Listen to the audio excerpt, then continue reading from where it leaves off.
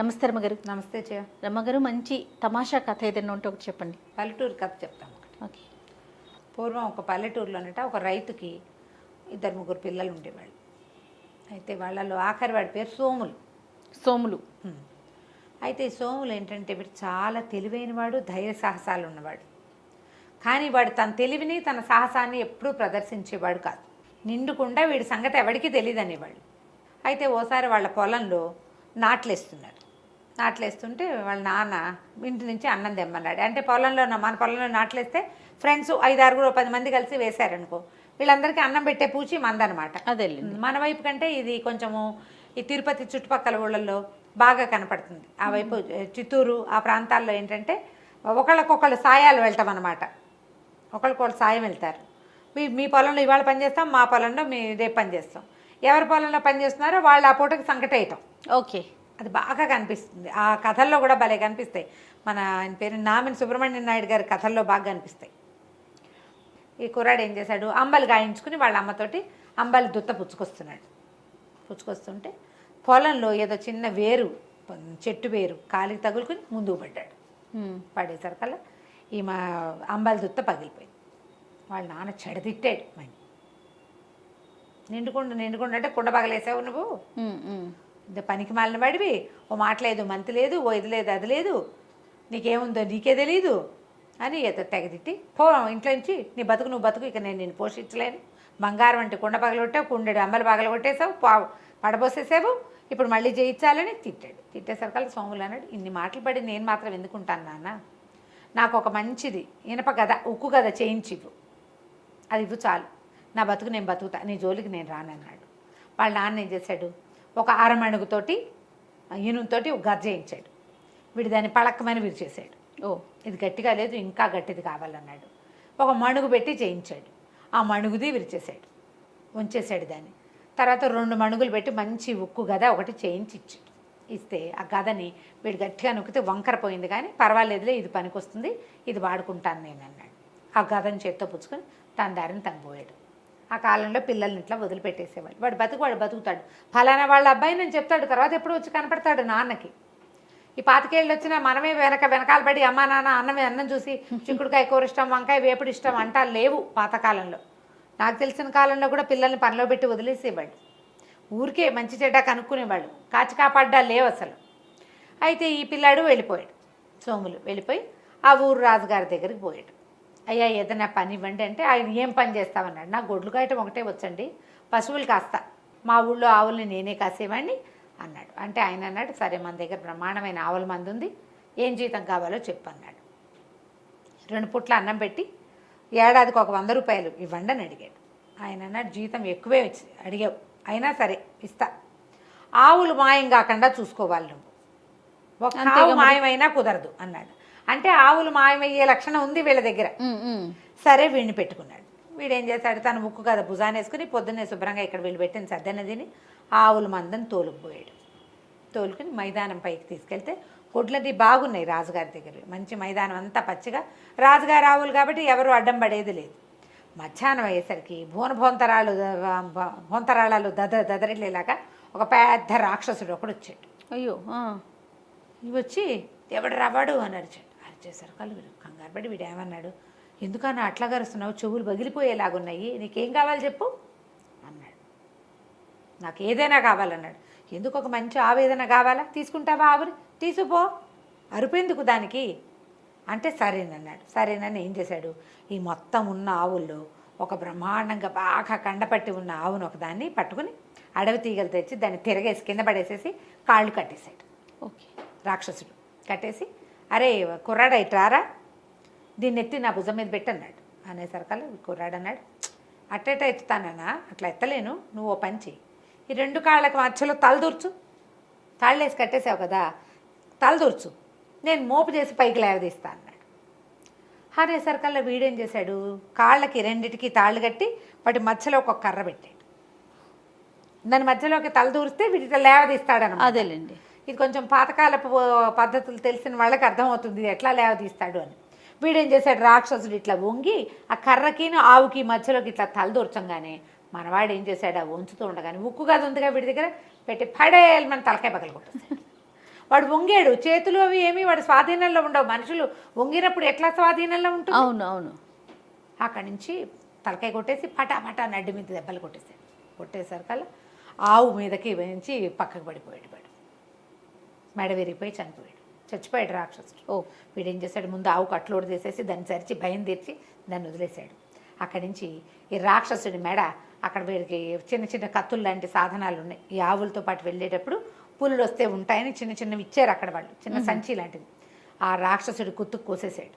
ఆ కుత్తుకని తీసుకెళ్ళి మెడని తీసుకుపోయి తలని చెట్ల గుబురులో దాచిపెట్టాడు. అక్కడి నుంచి పక్కన వాగు, నీళ్ళు ఉన్న వాగుంది, ఓ పక్క అంతా కొంచెం మేటగా ఉంది.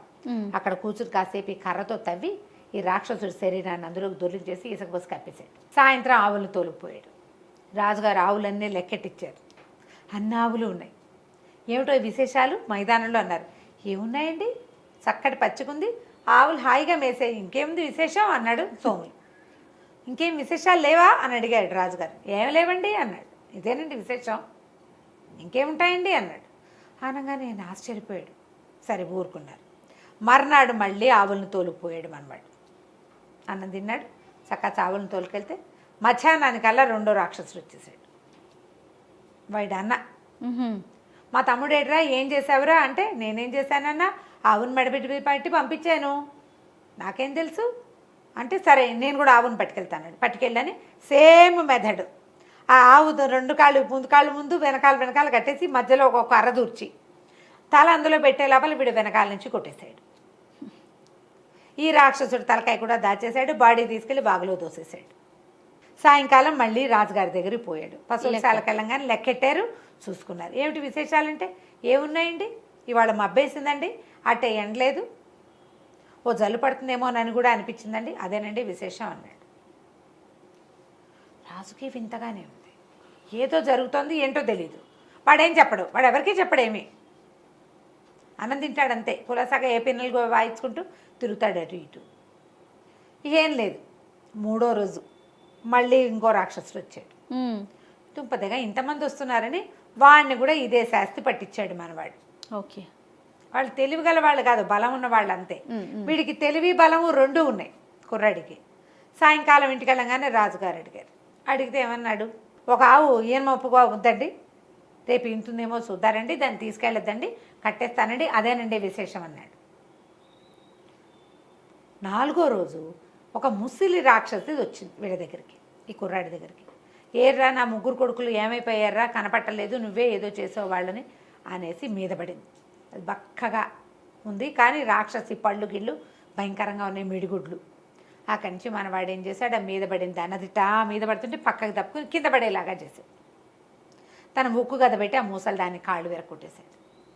అది లబో దిబోమని ఏడ్చింది. ఒరే నాయన, కాళ్ళు విరిగి నేనేం చేస్తాను రా, ఇక్కడ పడి ఉంటా మైదానంలో, డేగలు గ్రాబందులు పీక్కుతుంటే చంపేయరా, నన్ను చంపేయరా అంటే, నేను చంపేను, అసలు మీరేం చేస్తున్నారు ఇంతకాలంగా, ముగ్గురు వచ్చారు, నువ్వు నాలుగో దానివి అంటే, అదేమంది, ఒరే మేము ఆవులను పట్టుకెళ్ళిపోయి తినేస్తాను రా, మా దగ్గర బోల్డ్ అంత డబ్బు ఉంది, రోజుకు ఒక ఆవు కావాలి మా నలుగురికి, మైదానంలోకి ఏ గొడ్డు వస్తే ఆ గొడ్ల నుంచి ఒక మందల నుంచి ఒక దాన్ని పట్టుకెళ్ళిపోతాము, రాజుగారు ఎంతమందినో మార్చాడు కానీ మేము గొడ్లను వీళ్ళు కాకపోతే ఇంకోళ్ళు వస్తారు, మా గుంపులోంచి తీసుకెళ్ళడం సులువు, ఒక్క ఆవు అయితే దాని వెనకాల పడాలి, అవును, పైగా ఆజ వచ్చేస్తుంది అని చెప్పింది. చెప్పేసరికల్లా సరే ఏమంది, కాళ్ళు వేరు కొట్టేసావు, నన్ను చంపేయి అంటే, ఊరికే ఎందుకు చంపుతాను నేను అన్నాడు. వాళ్ళు నన్ను చంపుతారని భయంతో చంపేశాను వాళ్ళని, నువ్వు నన్నేం చేయలేవు, ముసలిదానివి, నీ కాళ్ళేమో విరిగిపోయినాయి అనగానే, బాబు నీ పుణ్యం ఉంటుంది, ఇలా ముందుకెళ్ళు, అక్కడ పెద్ద గుహ ఉంది, గుహ తలుపు తీసుకుని లోపలికి వెళ్తే ఓ పెట్టె నిండా బంగారం, ఓ పెట్టె నిండా వెండి ఉందిరా, కావాలంటే అవి తెచ్చుకో, ఇంకా అక్కడ ఎవ్వరు లేరు, మేము నలుగురం అయిపోయాం కదా, నన్ను చంపేయి అంటే ఆ ముసలిదాన్ని కూడా కుత్తు కోసేసి దాచేశాడు. ముసలమ్మని బాడీ ఏమో వాగులోకి తోసేసి మట్టి పోసేసాడు, తలకాయని తీసిపోయి ఆ చెట్ల బుర్రలో దాచేశాడు. 4 తలలు ఉన్నాయి అక్కడ. వీడేం చేశాడు, వెండి బంగారం పోయి 2 పెట్టెల్లో ఉన్న వెండి బంగారం తెచ్చుకున్నాడు. ఇట్లా వెండి బంగారం తెచ్చుకున్నవాడు ఎవరికి చెప్పకుండా ఉంటాడా, ఎవరో ఒకళ్ళకి చెప్పేయాలి, చచ్చిపోతారు లేకపోతే. అవునవును, వాడు ఎవరితోటి చెప్పలా. 5-6 రోజుల తర్వాత వీడు ఒక రోజు ఆవుల్ని తోలుకుని ఇంటికి వెళ్ళేసరికల్లా రాజుగారికి కనపడడానికి వెళ్తే ఎవరు రాజుగారి దేవుడిలో వాకిట్లో ఆయన లేడు. సాయంత్రం ఆవులు వచ్చే వేళకి ఆయన నుంచునేవాడు, వాళ్ళు లేడు. లోపల నుంచి ఏడుపులు పెడబబ్బులు వినిపిస్తున్నాయి. పరిగెత్తుకుంటూ లోపలికి వెళ్ళాడు. ఏమైందండి అంటే ఒకడు 3 కన్నుల రాక్షసుడు ఇంకోడు ఉన్నట్టు ఆ ఊరికి రెండో వైపు. ఓహో. వాడు రాజకుమారిని ఎత్తుకుపోయాడు. వాడు ఏం చెప్పాడు, మీ వంటవాడికి ఇచ్చి రాజకుమారిని పంపించు, లేకపోతే నేను ఈ మొత్తం ఊరి మీద పడి విరుచుకు తింటానన్నాడు. ఇక ఏమీ చేయలేక ఇచ్చి పంపించాం. వంటవాడు రాజకుమారి పోయారు వాడి వెనకాల పడి. వంటవాడిని ఎందుకు పంపమన్నాడో తెలియదు. వండించుకోవడానికి ఏమో మరి బహుశా రాజకుమారినే వండిస్తాడా ఏం వండిస్తాడో తెలియదు. అక్కడి నుంచి కుర్రాడు అన్నాడు, సరేలే నేను చూస్తానని ఓ పక్క నుంచి బయలుదేరాడు. ఎక్కడున్నాడు, 3 కన్నుల రాక్షసుడు ఒకడున్నాడు. ఓకే, వాడిని పట్టుకోవటానికి వాడి కోసమని ఉత్తరం వైపు గుహల వైపుకు వెళ్ళాడు. వెళ్ళేసరికి అలా బాగా వెళ్తే ఒక పెద్ద గుహ ఉంది. ఆ రాక్షసుడు ఆ గుమ్మంలో కూర్చుని ఉన్నాడు. యువతల ఒక బండ మీద రాకుమారి కూర్చుని ఏడుస్తుంది. వంటవాడు మాత్రం రాజకుమారిని అక్కడి దాకా తీసిపోయి వీడు ఒక బండ వెనకాల దాక్కుని చూస్తున్నాడు. ఆ 3 తలల రాక్షసుడు చూసేసరికల్లా వీడు ఈ మన సోముల దగ్గరికి వెళ్ళాడు. వీడి దగ్గర ఉక్కు గద ఉంది కదా, ఆ గదతోటి దగ్గరికి వెళ్ళాడు. వెళ్ళేసరికల్లా వాడన్నాడు, ఎవడరా నువ్వెందుకు వచ్చావు, నాకు వంట ఉండేవాడు చాలు, నువ్వు అక్కర్లేదు, నువ్వు పశువులు కాసేవాడిలాగా ఉన్నావు అనేసరికల్లా వీడేం చేశాడు, ఈ ఉక్కు గద కాస్త వాడి మొహం మీద విసిరేసాడు. అయితే విసిరేసే సమయంలో ఏమైంది, వీడు బొక్క బొరలా పడిపోయాడు. అది బాగా బరువు ఉంటుంది కదా, దాన్ని టమ్మని వేసి భుజం మీద వేసుకోవాలి. కిందకి పడిపోయాడు. ముందుకు పడేసరికల్లా మోచేతి దగ్గర అంతా ఇట్లా చీరుకుపోయింది. రాకుమార్తె గబగబా పరిగెత్తుకుంటూ వచ్చి వీడెవడో తనని రక్షించడానికి వచ్చాడని పమిడి కొంగు పర్రం జించి చేతికి కట్టుకట్టింది. ఓకే. ఈ మొహానికి దెబ్బ తగిలేసరికల్లా రాక్షసుడు కాస్త ఢామని వెలకిలబడ్డాడు. మొహాన్ని తగిలేసింది, ఇట్లా పడిపోయాడు. పడేసరికల్లా ఇవి ఏం చేశాడు, ఈ చేతి కట్టుకట్టించుకుని పరిగెత్తుకుంటూ వెళ్ళి తన గద ఎక్కడుందో తెచ్చి వాడి మొహం మీద చిత కొట్టేశాడు. ఒక చోట దెబ్బ తగిలిన చోటే మళ్ళీ కొట్టాలి, కొత్త చోట కొట్టకూడదు. ఎక్కడ దెబ్బ తగిలిందో అక్కడే కొట్టాలి. ఒక 5-6 దెబ్బలు తగిలేసరికల్లా రాక్షసుడు కాస్త చచ్చిపోయాడు. కుర్రాడు ఏం చేశాడు, ముక్కు గద భుజాన్ని వేసుకుని వంటవాడికి, అమ్మాయి గారిని ఇంటికి తీసుకుపో, మరి నేను పడుకుంటాను, నాకు నిద్ర వచ్చేస్తోంది, పొద్దునుంచి ఎండలో ఉన్నాను అని చెప్పి వెళ్ళిపోయాడు. వాడికి రాకుమార్తె వ్యవహారం వాడికి ఏం అక్కర్లా, పని చేశాడు వెళ్ళిపోయాడు అంతే. వాడి పనులన్నీ అలాగే ఉంటాయి. అక్కడి నుంచి వంటవాడు ఏం చేశాడు, రాజకుమార్తెను వెంట తీసుకెళ్ళి ఏం చెప్పాడు రాజుగారికి. వాడికి ఏమర్థమైంది, సోములకి రాజకుమార్తె కావాలి, తనకు బహుమతి కావాలి, ఆ గోళలు లేవు. వాడు చెప్పడు. ఆ రోజు రాజుగారు ఏం ప్రకటించారంటే 3 కళ్ళ రాక్షసు నుంచి నా పిల్లని ఎవడు రక్షిస్తాడో వాళ్ళకి నా పిల్లని ఇచ్చి పెళ్లి చేస్తానన్నాడు. ఓహో. వీడది వినలేదు, వాడికి ఆసక్తి లేదు ఆ సోములకి. వాడు పోయాడు. ఈ వంటవాడు ఏం చేశాడు, నేనే రాక్షసుని చంపేశానండి అని చెప్పాడు రాజుగారికి. రాకుమార్తెని లోపల తీసుకువెళ్ళిపోయి సేద తీర్చారు. ఆవిడకేదో అన్నం పెట్టి పడుకోబెట్టారు. వంటవాడేమో రాజుగారితో మాట్లాడాడు. అక్కడ రాజకుమార్తె లేదు. పొద్దున్న లేచేసరికల్లా వంటవాడితో మీకు పెళ్ళండి, రాకుమార్తెని పెళ్లి చేస్తానన్నాడుగా తండ్రి, ఎవరు రక్షిస్తారో వాళ్ళకి పెళ్లి చేస్తా, నేను రక్షించాను కాబట్టి పెళ్లి చేసేయండి అనగానే రాజుగారు మరి అన్నమాటకి కట్టుబడి వాడే తీసుకుపోయాడు 3 కళ్ళ రాక్షసుడి దగ్గరికి. వాడే అక్కడి నుంచి మోసుకొచ్చాడు వెనక్కి. సో వాడితో కాబట్టి ఇక పెళ్లి చేయాల్సిందేనని నిశ్చయించుకున్నారు. మర్నాడు పొద్దున అమ్మాయి గారి పెళ్లి అని అనౌన్స్ చేశారు. అక్కడి నుంచి రాజకుమార్తె ఏమో ఈ పని మనిషికి ఎవరికో చెప్పింది, కొంగ ఎందుకు చిరిపోయింది అమ్మగారు అని అడిగితే అదేనే ఆ కుర్రాడు ఒకటి నన్ను రక్షించాడు కదా, వాడి చేతికి కట్టానే అనేసరికల్లా ఈ చెలికెత్తపోయి వాడి దగ్గర చూసింది. వాడి చేతులకి గాయాలు లేవు, ఏమీ లేవు, చేతికి కట్టానంది ఆవిడే, ఇక్కడ కాదనమాట అని అమ్మాయి ఏం చేసింది, మెల్లిగా ఆఫీస్ దాని ప్రిమిసెస్లో అందరికీ ప్రచారం చేయటం మొదలెట్టింది. వీడు కాదు ఇంకోడెవడో ఉన్నాడు, వాడి చేతికి దెబ్బ తగిలిందిట, రాకుమార్తె కట్టుకట్టిందిట, కొంగేమో చిరుగుంది, పర్రుని ఈ చివరి నుంచి ఆ చివరి దాకా చిరిగిందంటే వాడి చేయి సమచెయ్యి అయి ఉండదు, వాడెవడో బలశాలి. వంటవాడికి ఏం బలం ఉంటుంది, వంట చేసుకుంటాడు బోడిమొహం అని ఇలా చెప్తోంది. వీడికి వంటవాడి దిలాస ఏంటి, వాడు నిద్రపోతానని వెళ్ళిపోయాడంటే వాడికి లక్ష్యం లేదు. పైగా పశువుల కాపరి కంటే వంటవాడు నయం కాదు కొంచెం మరి, కాబట్టి నాకే ఇచ్చి పెళ్లి చేస్తారనుకున్నాడు. అక్కడి నుంచి రాజు కాసేపటికి మొత్తాన్ని మధ్యాహ్నానికి ఎవరికైతే ఈ పిల్లనిచ్చి పెళ్లి చేయబోతున్నారో వాడు రక్షించిన వాడు కాదు అనేది తెలిసిపోయింది. ఒక చెలికత్తి వచ్చి వీడు కాదట కదండి, కానీ వాడితోటే మీ పెళ్లి చేస్తున్నారండి అని చెప్పింది. రాకుమార్తె హుటాహుటని పరిగెత్తింది తండ్రి దగ్గరికి. నాన్న వీడు కాదు, మా అబ్బాయికి దెబ్బ తగిలింది, వాడెవడో నాకు తెలియదు, వాడు ఎత్తుగా ఉన్నాడు, బలంగా ఉన్నాడు, దెబ్బ తగిలింది, మోచే కిందంతా ఇదంతా దొక్కిపోయింది, నేను నా చీర కొంగ కట్టాను, వాడెవడో కనుక్కో, వాడికిచ్చి నన్ను పిలిచి వాడు నన్ను రక్షించింది, నేను చూస్తుండగానే గద పెట్టి కొట్టాడు వాడిని. ఓకే. వీడు ఊరికే నన్ను తీసుకొచ్చాడు నాన్న, తెచ్చిన వాడికి ఇచ్చి పెళ్లి చేస్తానని కాదు కదా నువ్వు చెప్పింది. వాడేమంటాడు, వాడు నేను తీసుకొచ్చా కదా అంటాడు. తీసుకొచ్చిన వాడు కాదు, రాక్షసుడిని ఎవడు చంపాడో వాడికి ఇచ్చి కాపాడినవాడు అనేసరికల్లా అప్పుడు అసలు ఎవరు ఈ దారిన వెళ్ళారు అని వాడిని ఎంత అడిగినా వంటవాడు చెప్పలేదు. నేనేనంటాడు. రాకుమార్తె కాదంటుంది. అక్కడి నుంచి ఎవరు వచ్చారు, ఎవరు వెళ్ళారు, అసలు ఈ దారి వెంబడి వెళ్ళిన వాళ్ళు ఎవరు అని ఎంక్వైరీ చేసేసరికల్లా ఒక 5-6 చెప్పారు. పశువులుగా వచ్చే సోములు ఇటు వెళ్ళాడు. వాడి భుజం మీద ఒక ఉక్కు గద ఉంది. ఈ పిల్ల చెప్పింది గద ఉంది వాడి దగ్గర అని. అక్కడి నుంచి ఈయన కబురు చేశాడు. కబురు చేసి ఆ సోములు వచ్చాడు. సోములు రాగానే ఈ పిల్ల ఈ అబ్బాయి నన్ను రక్షించిందని చెప్పేసింది రాకుమార్తె. ఆయన రాజుగారు అడిగాడు, ఏమిట్రా నాయన నువ్వే చేసావు అంటే అవునండి. మరి చెప్పలేదు ఏమిట్రా? ఏముందంటే అందులో చెప్పడానికి, అందులో పెద్ద మ్యాటర్ ఏముంది? అమ్మాయి గారిని తీసుకుపోయాడు, పిల్లని పెళ్లి చేసుకుంటాడో చంపేసి వంట చేయించుకుంటాడో తెలీదు. మన దగ్గర గది ఉంది, ఓడిగొట్టాను, పడ్డాడు, చచ్చిపోయాడు, పెళ్ళి ఇంటికి చేరేదిగా, ఇక మీకు చెప్పేందుకేముంది ఇందులో ఊరని అనేసరికి ఇదేమిట్రా, మరి ఇంతకుముందు కూడా ఏమైనా ఇలాంటివి జరిగాయంటే జరగకేమండి, బోల్డ్ జరిగాయి. 3 రాక్షసుల్ని వాళ్ళ అమ్మని చంపాను, అక్కడ పెట్టాను, కావాలంటే చూసుకోండి అన్నాడు. అక్కడి నుంచి నాకు వెండి బంగారం 2 పెట్టెలు అంటే ఆ రాజ్యానికి సరిపడా సంపద అది. ఓహో, మా ఇంట్లో ఉన్నాయండి అన్నాడు.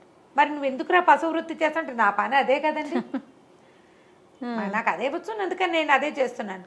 రాజుగారు ఆశ్చర్యపడి, నిండుకుండంటే ఇదే ఇట్లాగా, వాడికి డబ్బులు వచ్చినా వాడు తన పని మానలా, అంతే, ఎవ్వరికీ చెప్పలే, తనంత సాహస కార్యం చేసినా చెప్పలేదు. కనీసం రాజుగారికి వీడిని నేను చంపా, ఇదిగో మీ పిల్ల అని కూడా అప్పచెప్పలే. అమ్మాయి సేఫ్గా వెళ్ళింది, నాకు అంతే చాలు అన్నాడు. రాజుగారు చాలా సంతోషించి ఆ సోముల్ని తన అల్లుడిని చేసుకున్నాడు. సోములు వాళ్ళ నాన్న ఆశ్చర్యపోయాడు, అప్రయోజకుడు అనుకుంటే వీడు ఇంత ప్రయోజకుడు అయ్యాడు అని. తర్వాత ఆ రాజ్యానికి రాజు అయ్యాడు. కథ కంచికి మనం ఇంటికి. సూపర్ అండి. నమస్తే. నమస్తే.